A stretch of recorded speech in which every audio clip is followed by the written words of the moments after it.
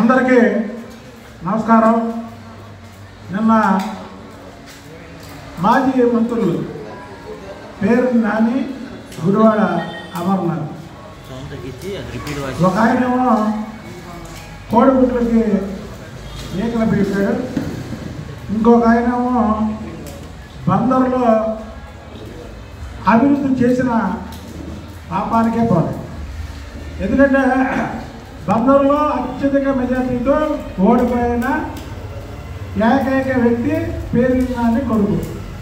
అంటే పేర్ని నానికి బందరులో అంత మంచి పేరు ఉంది. వీళ్ళిద్దరూ చంద్రబాబు గారి గురించి విమర్శిస్తూ జగన్మోహన్ రెడ్డి గురించి పొగుడుతున్నారు. ఓకే, ఇప్పుడు ఆంధ్రప్రదేశ్ అంటే అన్నపూర్ణ. చంద్రబాబు నాయుడు గారు ముఖ్యమంత్రి అయిన తర్వాత ఆంధ్రప్రదేశ్ అంటే స్వర్ణాంధ్రప్రదేశ్గా మార్చాడు. అదే జగన్మోహన్ రెడ్డి ముఖ్యమంత్రి అయిన తర్వాత అప్పుల ఆంధ్రప్రదేశ్గా మార్చి ఇవాళ ఈ రాష్ట్రంలో అప్పులు తప్ప ఏమీ లేవు జనాలకు.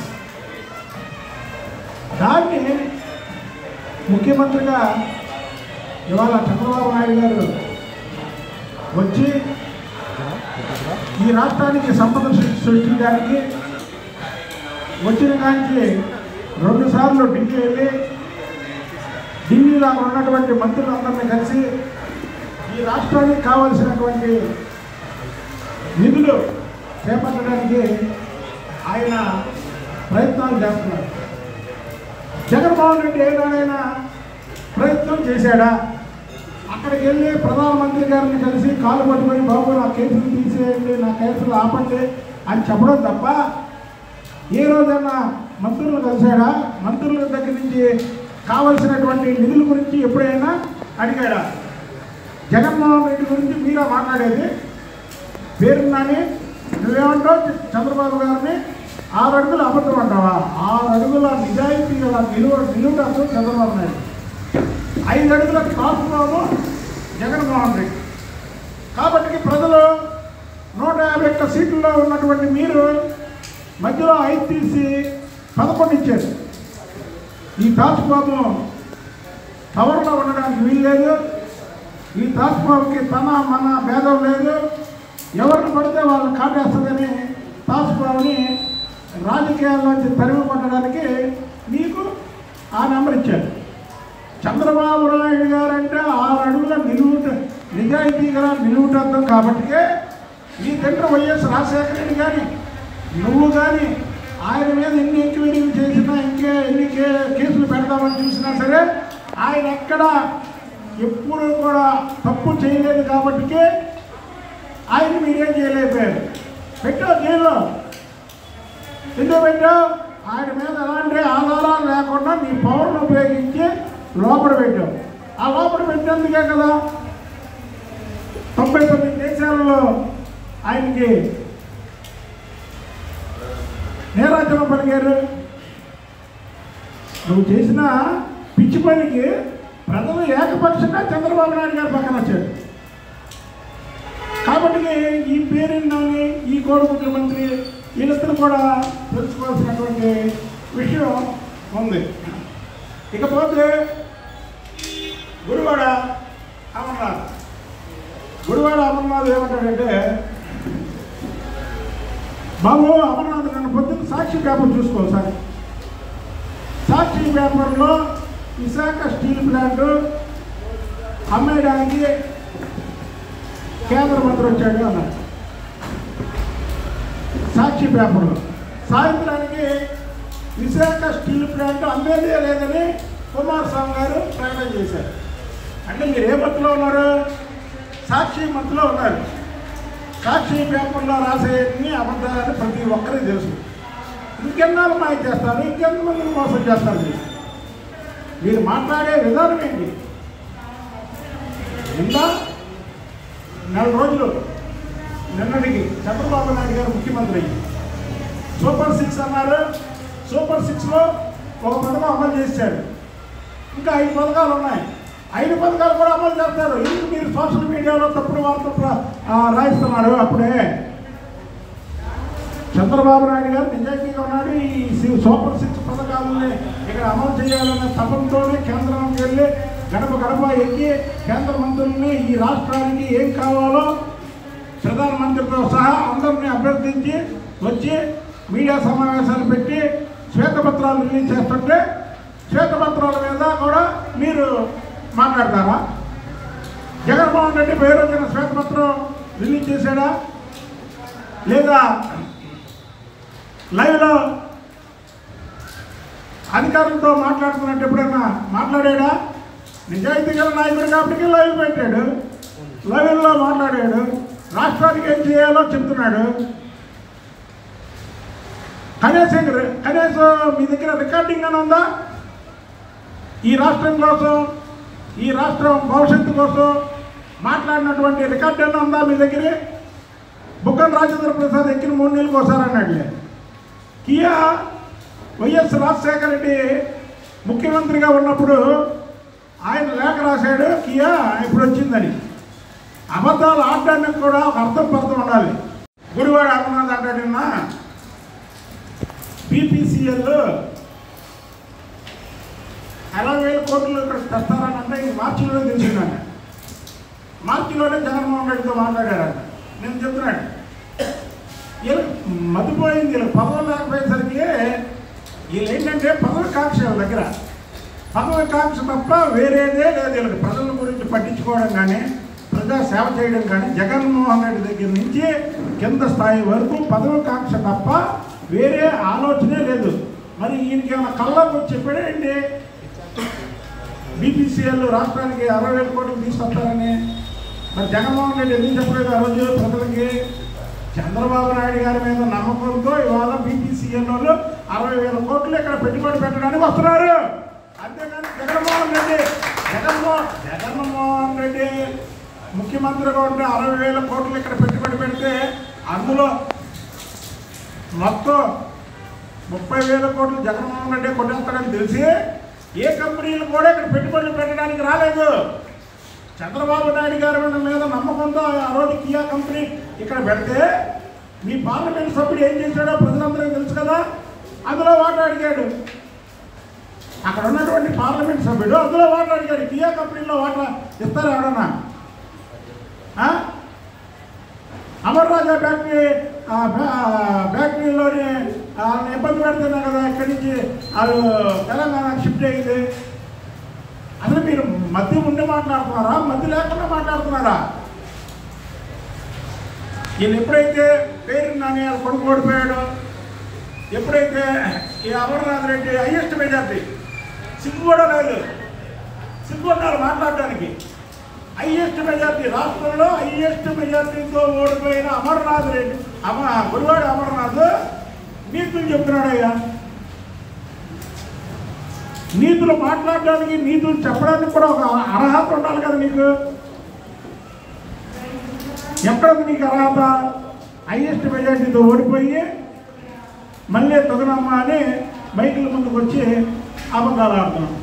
భోగాపురం ఎయిర్పోర్టు జగన్మోహన్ రెడ్డి గారు హయాంలో చేశారంట. అది చంద్రబాబు నాయుడు గారు భోగాపురం ఎయిర్పోర్ట్ తీసుకొచ్చారు, తర్వాత మీరు దాన్ని నాశనం చేశారు. మళ్ళీ నిన్న కేంద్ర మంత్రి రామ్మోహన్ నాయుడు గారితో మళ్ళీ భోగాపురం ఎయిర్పోర్టు 10 రోజుకల్లా అయిపోవాలంటే అప్పుడు అధికారులు అడిగితే 30 డిసెంబర్ 2026 అంటే అంతకంటే ముందు జూన్ 30 పూర్తి చేయమన్నారు చంద్రబాబు గారు. 26 డిసెంబర్లో మేము పూర్తి చేస్తామండి అంటే అంతకంటే ముందు పూర్తి చేయాలని చంద్రబాబు నాయుడు గారు అధికారులు ఆదేశించారు. నువ్వే మాట్లాడేది అది నీ పేరు నాని గారు గుడివాడ అమర్నాథ్కి ఇద్దరికి మతిపోయి ఏదైతే మాట్లాడుతున్నారు. ఆఖరిగా ఆయన చెప్పిన సమాధానానికి అంటే కూటమి నాయకులు ఎవరు చెప్పలేదంట. అసలు పవన్ కళ్యాణ్ గారి తప్పకు మీరిద్దరూ మీ కులంలోనే వెలవేసినట్టు అయిపోయారు. మీరు పవన్ కళ్యాణ్ గారిని నానా మాట్లాడి నానా బూతులు తిట్టి ఆఖరికి మీ కులంలో మీకు పిలుపులు లేకుండా చేసుకున్నారు. మీకు మైండ్ పోయి కూర్చొని మైండ్కి ఇష్టం వచ్చినట్టు మాట్లాడితే మాత్రం ఊరుకునేదే లేదు. చంద్రబాబు గారు మీ పోరాటం దేని మీద పోరాడతాం? మీరు మాట్లాడే మాటల మీద పోరాడతాం. చంద్రబాబు గారు చెప్పారు, పవన్ కళ్యాణ్ గారు చెప్పారు, ఎవరి మీద దాడులు చేయొద్దు, ఎవరిని ఏమనొద్దని. మా నియోజకవర్గంలో ఎవరి మీద దాడులు చేయట్లా, ఎవరిని ఏమంటలా. దాన్ని ఆసరాగా తీసుకొని మీరు ముఖ్యమంత్రి చంద్రబాబు నాయుడు గారి మీద ఇష్టానుసారం ఫెయిలియర్ అంటే మాత్రం ఊరుకునే ప్రసక్తే లేదు. అదే ప్రెస్ మీట్ పెట్టడానికి, ప్రజలకి నిజాలు చెప్పడానికి, ప్రెస్ మీట్ ప్రజల దగ్గరికి వెళ్ళడానికి మీరు చెప్పేవన్నీ అబద్ధాలే. అసలు సోషల్ మీడియాని ఇదివరకు జగన్మోహన్ రెడ్డి దగ్గర సోషల్ మీడియా పనిచేసినట్టు ఎవరి దగ్గర పనిచేయాల. అలాంటి సోషల్ మీడియాని ఇవాళ డబల్ చేశారు. ఓన్లీ సోషల్ మీడియా మీద ఆధారపడుతున్నారు వీళ్ళు. చంద్రబాబు నాయుడు గారు సూపర్ 6లో ఉన్నటువంటి ప్రతి హామీని నెరవేరుస్తారు. ప్రజలు నెరవేరుస్తారని తెలిసే చంద్రబాబు గారి మీద నమ్మకంతో ఓటేశారు. వాళ్ళ కోసం చంద్రబాబు నాయుడు గారు ఆర్మీస్లో కష్టపడతారు. దాంట్లో రెండో పాయింటే లేదు. మీరు నెల రోజుల్లోనే చేయమంటే ఏంటి? జగన్మోహన్ రెడ్డి ఏం చేశాడు? నెల రోజుల్లో 100 మందికి పదవులు వేస్తున్నాడు. జగన్మోహన్ రెడ్డి నెల రోజుల్లో అధికారం వచ్చిన నెల రోజుల్లో చూసుకోండి, ఒక్కసారి పాత పేపర్లో, పాత మీడియాలో ఒక్కసారి వెనక్కి తిరగండి. జగన్మోహన్ రెడ్డి నెల రోజుల్లో 100 మందికి పదవులు వేసుకున్నాడు. చంద్రబాబు నాయుడు గారు నెల రోజుల్లో 2 సార్లు ఢిల్లీ వెళ్ళారు. ఎంతోమంది పారిశ్రామికవేత్తలతో మీటింగ్లు పెట్టారు. 2 సార్లు పోలవరం వెళ్ళారు. అదేంటంటే చంద్రబాబు నాయుడు గారు తిరుగుతున్నాడంట. చంద్రబాబు నాయుడు గారు ముఖ్యమంత్రిగా ఉండి ప్రజల మధ్య తిరిగి ప్రజల కోసం ఏం కావాలో వాటి గురించి తిరగకుండా మీ జగన్మోహన్ రెడ్డి లాగా తాడేపల్లి ప్యాలెస్లో ఆడుకోమంటారా? లేక ప్రజల దగ్గరికి వెళ్తే పరదాలు కట్టుకొని వెళ్ళమంటారా? మీరు పిచ్చోళ్ళ మంచోళ్ళ? మీరు పిచ్చోళ్ళే, మీకు మతిపోయింది మీకు. అంటే మీ జగన్మోహన్ రెడ్డి చేసిన పిచ్చి టెస్టులు చంద్రబాబు గారిని చేయమంటారా? సూపర్ 6లో ఉన్న అన్ని పథకాలు కూడా చంద్రబాబు గారు అమలు చేస్తారు. దీన్ని సోషల్ మీడియాలో వచ్చే ఏ మాటలు కూడా ప్రజలు నమ్మవద్దు. ఈ రాష్ట్రం అప్పుల భూమిలో ఉంది. చంద్రబాబు గారు సంపదను సృష్టిస్తే జగన్మోహన్ రెడ్డి నాశనం చేసి రాష్ట్రాన్ని అధోగతి ఫోన్ చేశాడు. కాబట్టి చంద్రబాబు గారు సంపద సృష్టిస్తాడు, ఆ సంపదని పేద ప్రజలకు పంచుతారు. దాంట్లో రెండో క్వశ్చనే లేదు. మొన్నటి వరకు వయసు వయసు వయసు వయసు అన్నారు కదా చంద్రబాబు గారు. నిజంగానే ఆయనకి 74 ఏళ్ళ వయసు. 74 ఏళ్ళ వయసులో